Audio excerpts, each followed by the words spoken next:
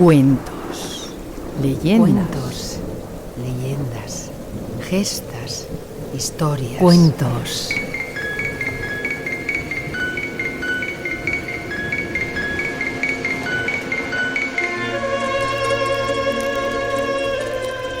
Gestas a la luz de la lumbre.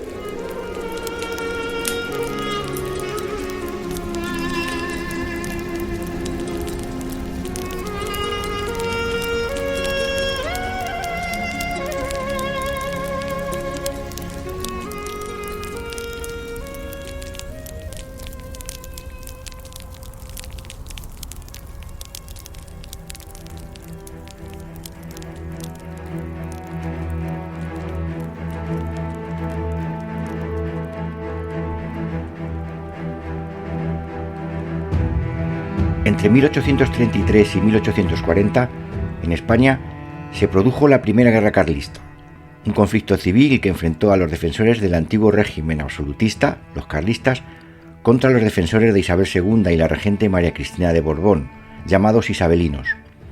Estos últimos, partidarios de imponer en España el nuevo régimen liberal que imperaba en Europa. El día 12 de septiembre de 1837, una gran expedición militar del ejército carlista, a cuyo frente se encontraba el propio don Carlos María Isidro de Borbón, estaba a las puertas de Madrid. La toma de la capital y la rendición de las fuerzas isabelinas de Espartero parecía ser el inevitable final.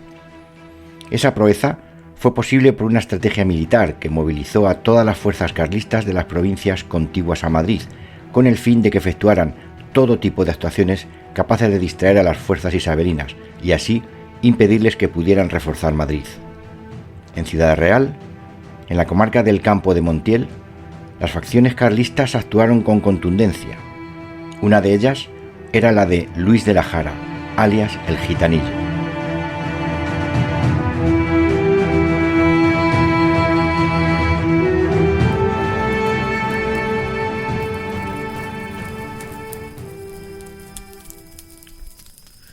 El hombre permanecía sentado junto al fuego y parecía encontrarse como absorto y ensimismado en muy profundos pensamientos. Todo en él figuraba reposo, calma, concentración, y hasta podía pensarse que anhelaba el descanso ante la quietud de sus movimientos, tan solo interrumpida por el mecánico proceder de arrojar de tanto en tanto algunos ramajes sobre la mísera fogata, mientras el crepúsculo languidecía y las primeras sombras de la noche caían sobre el improvisado campamento. Olía a monte y humus, a pino y a lavanda. Junto al camino surgía enorme la depresión geológica. Silbaba el viento entre los pinos y el ruido de las pisadas al andar indicaba que los hombres cumplían rigurosamente sus guardias de seguridad. Luis de la Jara, alias el Gitanillo, escuchó de nuevo atentamente los ruidecillos del ambiente. Después, tranquilizado ante su normalidad, prestó mayor atención a su propio yo. Sintió entonces a un mismo tiempo los mordiscos del hambre, de la impaciencia y de la sed. Así que revolvió entre las cenizas, tomó una de las patatas que se asaban junto a las brasas, la volteó mano sobre mano aguantando la quemazón, la peló lentamente y luego comenzó a comer. Pero no llegó a terminar la operación, porque de pronto, con un colérico y airado movimiento, la arrojó lejos de sí. Después asió la bota de vino y bebió un largo y profundo trago. ¡Qué asco de miseria!, pensó. Y levantándose, con un rabioso y enérgico ademán, gritó las órdenes a su partida. ¡Nos vamos ya! Y en pocos minutos todo el campamento se colmó de agitación. El gitanillo cabalgaba en silencio por entre las sombras de la noche. Apenas prestaba atención al manejo de su montura y casi podía decirse que había cedido la orientación en la oscuridad al instinto del animal. Por tanto, tenía tiempo para planear todos los detalles, hasta la más mínima cuestión.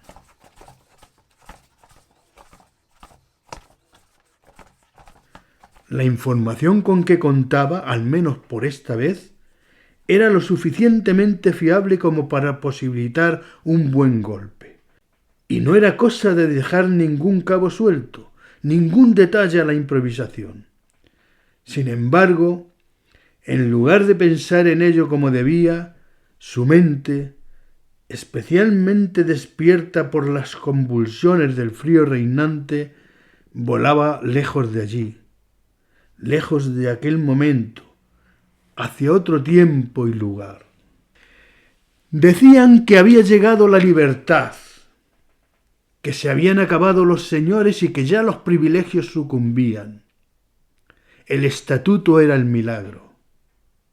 Y él, colono de señor, había saltado de alegría ante la abolición de los señoríos. Pero luego, con el pasar de los tiempos, había visto que nada cambiaba en los campos, que nada cambiaba en su vida. Hasta que un día se presentaron en la aldea muy importantes caballeros que dijeron ser notario, escribientes y alguacil, y que una vez reunieron a los antiguos colonos, les pasaron a comunicar que las tierras que siempre habían trabajado ahora eran de propiedad particular, y que su nuevo propietario, casualmente, era el mismo señor al que antes sirvieron. Pero los nuevos tiempos traían aires de libertad, y por tanto eran muy dueños de quedarse o marchar. Eso sí, aquellos que se quedaran ahora tendrían que arrendar las parcelas que antes trabajaron y la quintería en la que hasta entonces vivieron, o bien ponerse a trabajar a cambio de un jornal.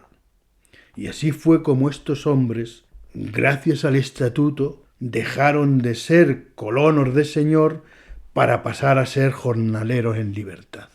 Se quedaron. ¿Qué otra cosa podían hacer? No tenían a dónde ir.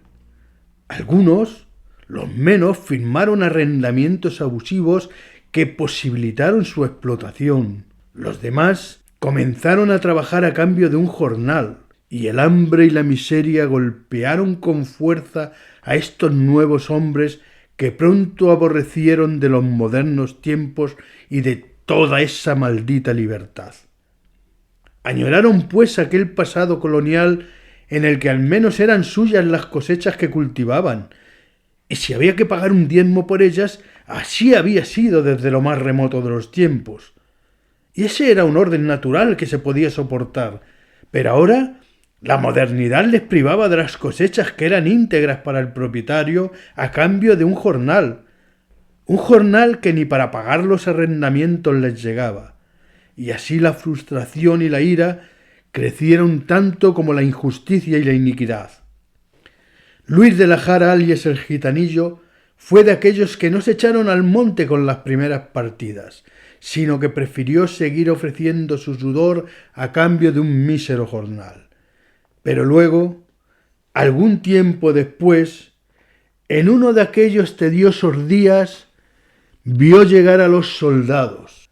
Arrastraban maniatados a sufridos jornaleros, a los que vejaban y apaleaban como si no fueran más que despreciables despojos. Y allí en la aldea, después de largarles la consabida arenga, los fusilaron delante de sus hijos y mujeres como escarmiento general.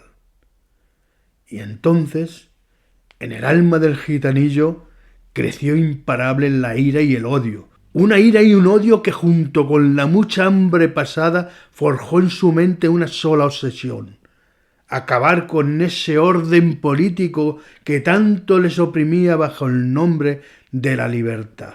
Después se echó al monte y formó su propia partida. La partida de Luis de la Jara, alias el Gitanillo, terror y azote de los campos de San Juan y Montiel. Avanzaban lentas las horas en la madrugada. Tras los densos nubarrones surgía de cuando en cuando algún claro de luna. Entonces el gitanillo gustaba de sorprenderse, Sabía cómo extasiarse ante la visión desdibujada de las isladas de encina bajo las faldas de los tesos. Después quedó como ensimismado ante la enorme variedad de los ruidos nocturnos que proliferaban por doquier.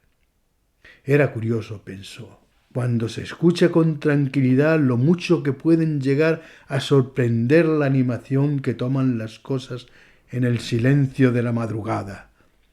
Y así su mente pudo revolotear hasta aquellas cálidas noches de verano en las que siendo él muy niño dormía junto a su padre, un buen hombre hecho a las soledades del campo, en una manta tirada sobre el suelo del corral, y recordaba todos aquellos noctámbulos ruidos, el agua que manaba en el venero del pozo, la tierra que se contraía, la pared que se agrietaba. ¡Cuántos sonidos misteriosos! Era como un nuevo mundo que se despertaba en el silencio. Ahora, al prestar atención, escuchaba el crujido de las ramas al paso de sus hombres, sus secas toses, el rítmico golpear de los cascos de los caballos, el canto de la lechuza e incluso su pausado respirar y hasta el monótono latido de su corazón. Después su mente volvió de lleno a la más cruda realidad y pensó de nuevo en la acción. Sabía que ese mismo día las tropas habían salido de Infantes para batir la zona de Alcaraz. Su plan, por tanto, había dado resultado. Las avanzadillas que envió habían sabido provocar el suficiente ruido en la sierra como para llamar la atención. Después, la estudiada y planeada acción de algunos fieles de la villa había logrado persuadir a las autoridades para que iniciaran la persecución. Infantes, por tanto, estaba desguarnecida, sola, ofreciendo a su alcance un magnífico botín.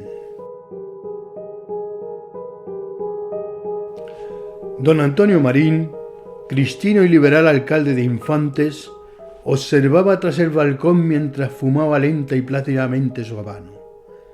Le complacía aspirar el aroma del tabaco, retener el humo en sus pulmones y después, al expelerlo, hacer con él pequeñas volutas en círculo que inevitablemente terminaban por deshacerse al estrellarse contra el cristal.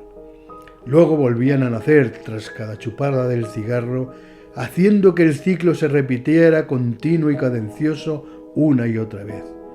Y mientras permanecían esos menesteres, su hierática y pequeña efigie parecía configurar como un compendio de quietud y tranquilidad, un compendio que en nada permitía presagiar las tormentosas preocupaciones que su cabeza podía albergar.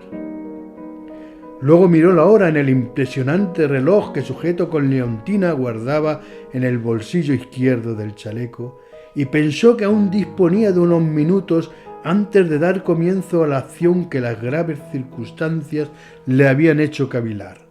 Así que permaneció como anclado ante el ventanal, contemplando el ir y venir de los milicianos y voluntarios. Viendo ese bullicio, don Antonio Marín no podía evitar un sarcástico pensamiento.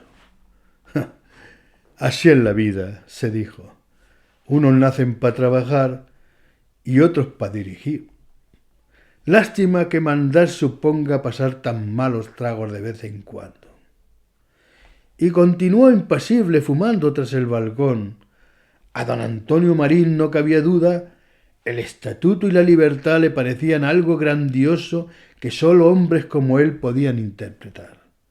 Después, cuando le comunicaron el término de los preparativos, respiró profundamente, paseó su mirada por la alcaldía y sin más, seguro de sí mismo, ordenó el comienzo de la acción. La columna salió de Infante con las primeras horas de la madrugada, cuando en las calles aún reinaba el silencio y la oscuridad.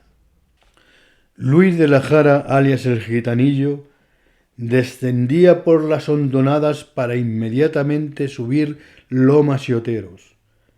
Los tramos de monte bajo se alternaban con terrosos claros de incipientes roturaciones, y la soledad y el silencio del ambiente le atosigaban profundamente, tanto que le hacían imaginar un peligro tras cada tronco de encina y tras cada mata de coscoja.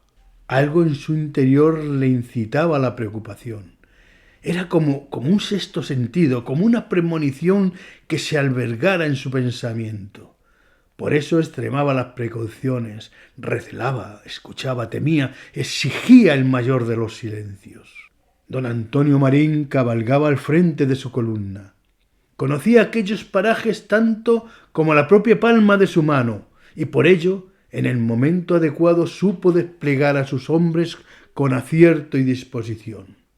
Luego, amparado en la prepotencia de su seguridad y en las sombras de la noche, supo que ya todo se reducía a una simple cuestión de espera. Así que, haciendo gala de su ostentoso mando, comprobó de nuevo la posición de los hombres, dio las últimas instrucciones y sin más preámbulos ordenó a sus tropas que se dispusieran a esperar. Durante aquellas largas horas, el cristino y liberal alcalde se sentía incómodo, cansado, aburrido, con dolor en los huesos y hasta terriblemente hastiado, y así siguió recreándose en su abulia y regodeándose en su tedio, hasta que con la contemplación de las primeras luces del alba se permitió rememorar lo miserable que es el hombre.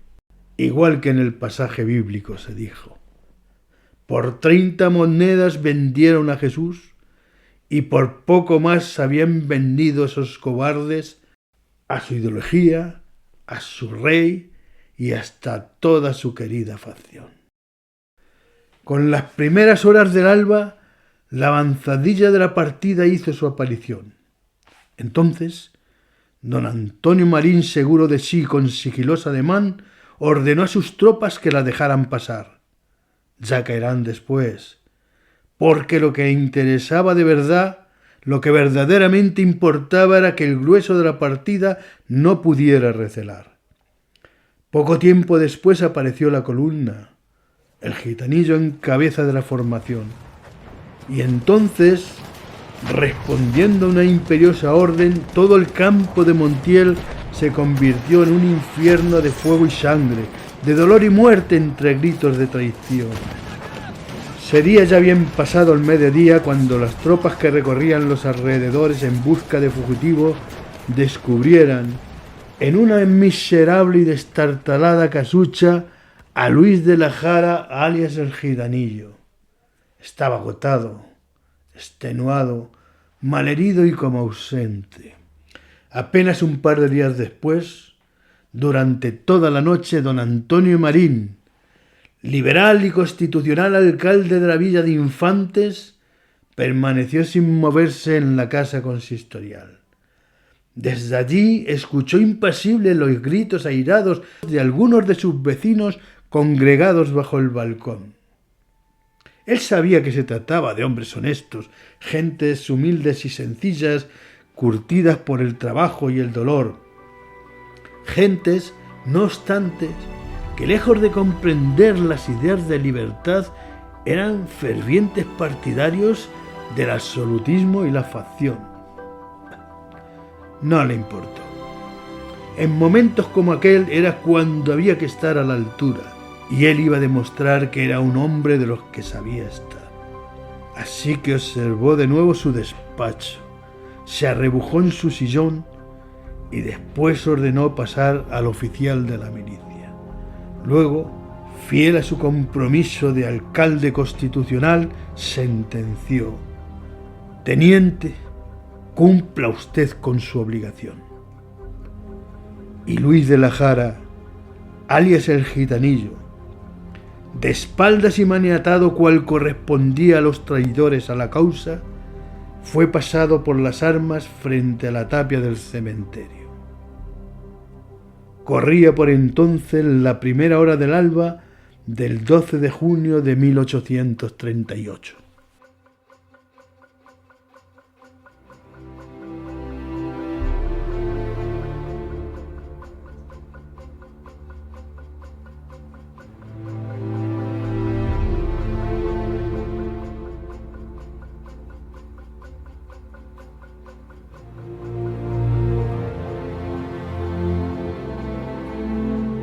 Gestas a la luz de la lumbre, con Mariano Velasco en la dirección, guión y locución, y Pedro Atienza en la selección musical y locución.